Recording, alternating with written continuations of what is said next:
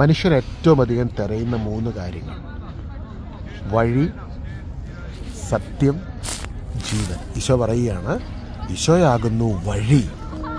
നമ്മൾ എല്ലാം എനിക്കറിയാമെന്നൊക്കെ പറയുന്നുണ്ടെങ്കിലും മനുഷ്യർ പറയുമ്പോഴും നമ്മൾ തിരഞ്ഞുകൊണ്ടിരിക്കുക. ആ തിരയുന്ന വഴി ഈശോയാണ്. ആ സത്യം, അതുപോലെ തന്നെ ദൈവിക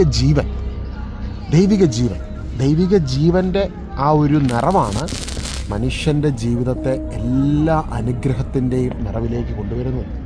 പലപ്പോഴും നമ്മളിങ്ങനെ ചിന്തിക്കും, എന്തിനാണ്, ഞാൻ ചിന്തിച്ചിട്ടുണ്ട്, നിങ്ങളുടെ കാര്യം എനിക്കറിയാം, ഞാൻ ചിന്തിച്ചിട്ടുണ്ട്, എന്തിനു വേണ്ടി ഈശോ ക്രൂശിൽ ബലിയായി തീർന്നത്? ഇതാ ഞാൻ സകലതും പൂർത്തീകരിച്ചിരിക്കുന്നു എന്നൊക്കെ പറഞ്ഞ്, ഇറ്റ് ഈസ് ഫിനിഷ്ഡ് എന്ന് പറഞ്ഞ് നമുക്ക് വേണ്ടി പരിഹാര ബലിയായത്.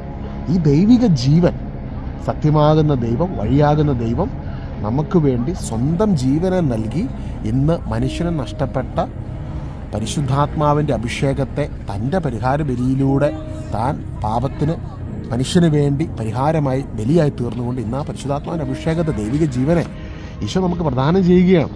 ആ ദൈവിക ജീവൻ്റെ സമൃദ്ധി സ്വീകരിക്കുന്നവർ ദൈവിക ജീവൻ്റെ സമൃദ്ധിയിൽ വാഴുമെന്ന് റോമാ 5:17 പറയുന്നു. കൃപയുടെയും നീതിയുടെയും ദാനത്തിൻ്റെയും സമൃദ്ധിയെ സ്വീകരിക്കുന്നവർ.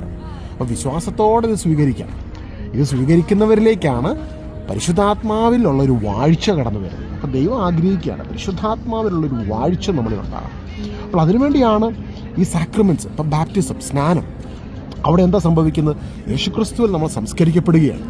അതിലൂടെ യേശു ക്രൂശിൽ നേടിയെടുത്ത വിജയത്തിൻ്റെ അഭിഷേകം, കൃപയുടെ അഭിഷേകം, സത്യത്തിൻ്റെ അഭിഷേകം, ക്രിസ്തുവാകുന്ന വഴിയിലൂടെയുള്ള എല്ലാ നിറവുകളും നമ്മുടെ ജീവിതത്തിലേക്ക് കടന്നു വരികയാണ്.